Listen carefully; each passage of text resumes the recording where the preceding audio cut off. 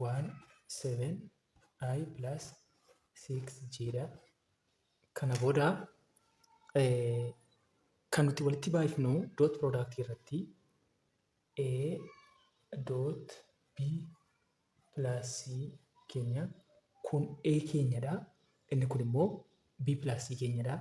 Dot product isaa gaafa hojjennu 5/17 85 ta'a. Ida'uu 10/6 60 ta'a. I times I tokko ta'a. J times J tokko ta'a. Kanaaf biraa badaa jechuudha.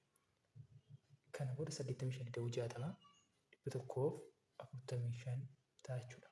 Kanaafuu A dot B plus C deebiin dhumaa keenya kana ta'a jechuudha.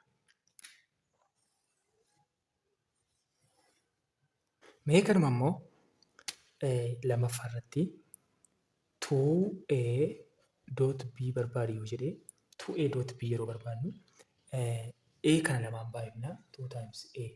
A ni 5I plus 10J dha. Kana lamaan baay'ifna. Kana booda dootii isaatiin hojjenna jechuudha.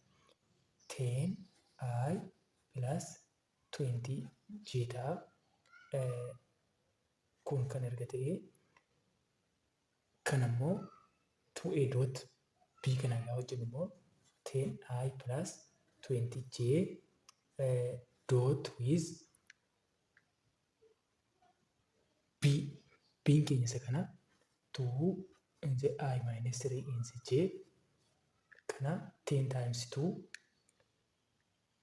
20 I times I 1 plus 20 times minus 3 negative 60 ta'a.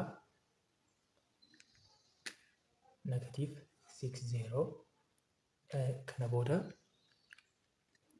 kan nuti argannu 20/60 negative 40 arganna jechuudha. Kanaaf 2A dot B keenya isa kanadha jechuudha. Deebiin keenya dhumaa isa kanadha.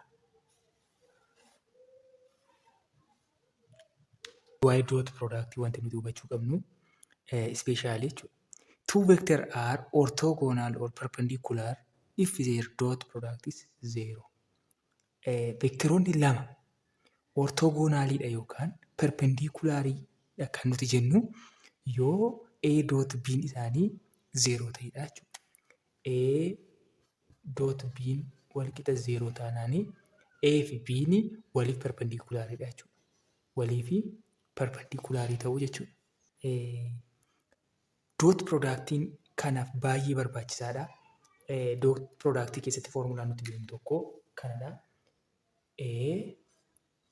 A dot B vector A dot vector B wal qixa magnitude of A times magnitude of B cos of theta kan jedhu tokko jira. Kanarratti kana fayyadamne aangilii veektarii lama gidduu baasuu dandeenya. Veektarii lama fakkeenyaaf akka kanatti yoo nuuf kenname veektariin tokko kanaa fi fakkeenya kana yoo nuuf kenname akkamittiin aangilii veektaroota kana lamaan gidduu jiru akka baafnudha kan nuti ilaallu. Mee fakkeenyaaf mee asirratti haa ilaallu XY plane irratti mee veektariin inni jalqabaa 5i jechuun as gara 5 gara x'tti jechuudha. 1 2 3 4 5 asirra jira asini 3j jechuun achi ol 1 2 3 irra jira. Yeroo dhufu asiin wal argata. Kana ta'a asii veektarii tokko asii qabna. Veektariin kun veektarii A dha jechuudha. Vector B immoo 7 in the I direction gara kanatti inni immoo 7 deemee jira. Gara kanatti 7 deemee jira. 5 6 7 asiin deemee jira. Achi gadi immoo 1 2 3 4 5 6 7 8 9 deemee jira.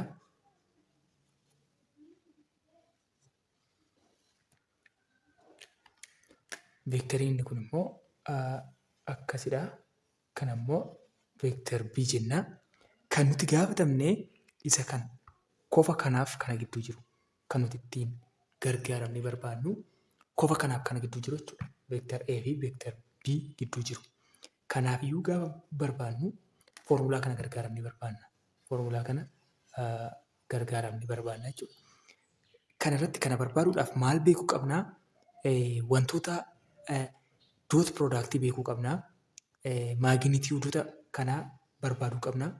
Mee kana yeroo barbaannu, aangilii kana yeroo barbaannu iddoo kana teettaa jira. Teettaa kana gaafa barbaannu A dot B walqixa magnitude of A times magnitude of B cos of teettaadha. Amma teettaa kana argachuudhaaf maal goonaa? Kana A magnitude of B dhaaf irraa over magnitude of A magnitude of B dhaaf irraa kanaan balleessinaa. Cos of teettaan walqixa A dot B over magnitude of A times magnitude of B arganna jechuudha. Amma kana hojjechuufi gaa teettaadha kan nuti barbaadaa jirru. Kana booda akkas koosiif irraa kun akkuma beekamu koos inversii ta'a. Asii koosiin keenya badaa. Kana booda teettaa nu hafa. Teettaan walqixa cosine inverse of A dot B over A magnitude B ta'a jechuudha kan nuuf iddoo kanatti. Kana booda kan nuti barbaannu warreen kanadha jechuudha.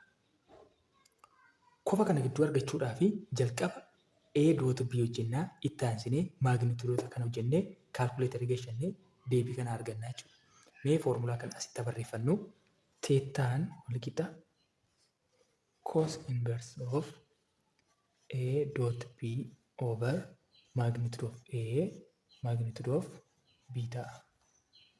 Jalqaba irratti A dot B hojjenna. A dot B kanaaf kana hojjenna. A dot B kanaa gaafa hojjennu A dot B vector A dot vector B gaafa hojjennu meeqa nuuf ta'a? AX BX plus AY BY dha. Tuudha gadi ta'e, two dimensionalii sababatee jechuudha. A dot B'n walqixa AX'n keenya 5dha. 5 BX'n 7 plus AY'n 3dha. Times BY'n minus 9dha. Kana booda 5 baay'isu 7 walqixa 35 ida'uu 3 baay'isu negatiiva 9 negatiiva 27 ta'a. Negatiiva 27 A dot B jechuudha. Walqixa 35 27 8 arganna.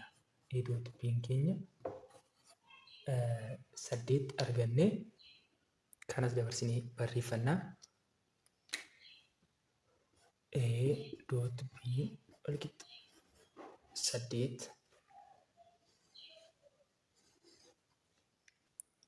Kana booda kan nuti barbaannu magnitude of A dha.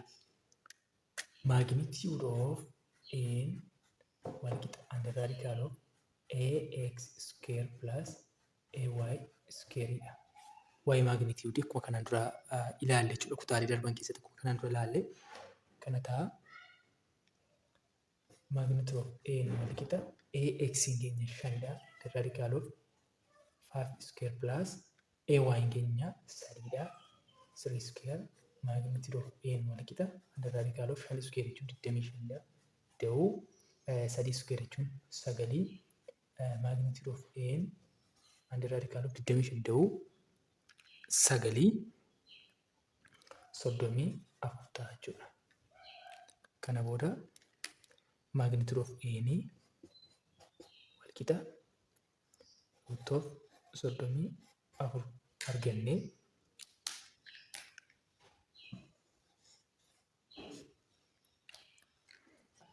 Magnitude of B walqixa under radical of bx square plus by squareidha. Magnitude of b keenya bx keenya torbadha. The radical of torba square plus by keenya minus 9dha. Minus 9 square magnitude of b walqixa torba square ni 49dha. And the radical of 49 ida'u 81 walqixa magnitude of b kan inni ta'u 130 ta'a.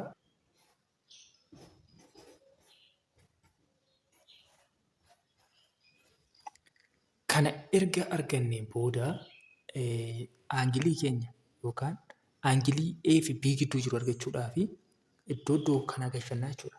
Teettaan keenya cosine inverse of A dot B over magnitude of A times magnitude of B dha. Teettaan keenya walqixa cos inverse of A dot B meeqa qabna? 8 qabna irraa magnitude of A keenya root of 34dha. Times magnitude of B keenya immoo 130dha. Kana salphifnee calculator galchannaa jechuudha. Yeroo kana teettaan keenya 83.08 torbadha kan inni nuu dhufu digirii jennaa jechuudha. Aangiliin veektaroota kana lamaan gidduu jiru akka kanattiin arganna. Deebiin isaa akka